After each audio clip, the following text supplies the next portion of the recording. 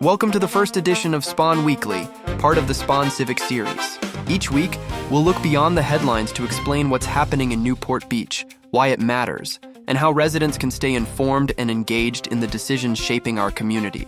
This week, we're focusing on public safety, public process, and community planning. Let's begin with the story that dominated Newport Beach over the 4th of July holiday. The 4th of July is one of Newport Beach's busiest weekends. Thousands of residents and visitors came to enjoy the beaches, harbor, restaurants, and fireworks. But throughout the holiday weekend, public reports and official statements described overcrowding, fights, illegal fireworks, and dangerous behavior in several areas of the city. Newport Beach Police, with support from neighboring agencies, worked under difficult conditions to protect residents, visitors, and local businesses. Before discussing what can be improved, we want to begin by recognizing the people who worked throughout the holiday weekend. Police officers, sheriff's deputies, firefighters, lifeguards, public works crews, and emergency dispatchers all played a role in responding to a challenging public safety situation. They didn't choose the circumstances they faced. They answered the call. Following the holiday, city leaders publicly thanked first responders and acknowledged the seriousness of what occurred. Mayor Lauren Kleiman expressed appreciation for officers who spent the holiday protecting the community rather than celebrating with their own families. Councilmember Joe Stapleton wrote, "We can do better, we will do better," and invited public feedback as the city evaluates its response. Those statements point toward the next important step, learning from this year's experience. City officials will be conducting a post-event review during a study session on Tuesday, July 14th at 4 p.m. That is the right approach. One question residents are raising is whether social media helped draw larger crowds, including posts or private messages that may not have been visible through normal public monitoring. That may or may not have played a measurable role, but it is worth considering as part of a modern after-action review. Residents deserve a clear discussion about the city's response, the lessons learned, and any recommendations that come forward. We'll continue following the review process in future editions of SPON Weekly.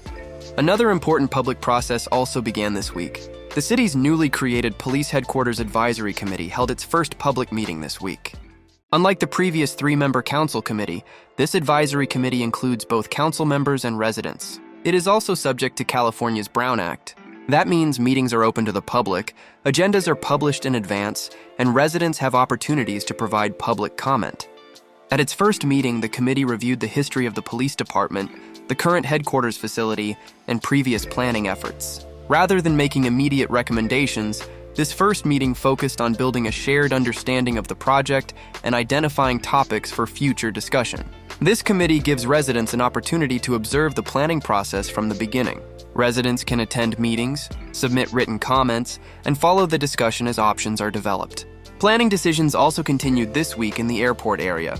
The Planning Commission approved a proposal to replace an existing office building at 1301 Dove Street with 139 townhomes distributed among 50 residential buildings. The site is located near the city-owned property purchased several years ago for a possible future police headquarters.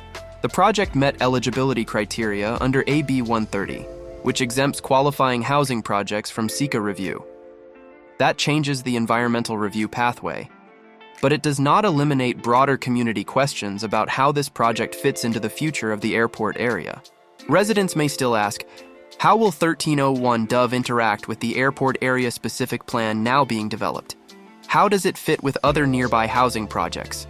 What are the cumulative traffic and infrastructure impacts of multiple airport area developments?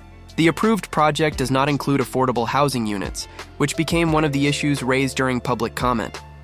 Projects like this show how Newport Beach continues to evolve as commercial and office properties are considered for residential redevelopment. They also show why long-range planning decisions matter. A policy decision made years earlier can shape the types of projects that come forward later. Planning does not stop at City Hall.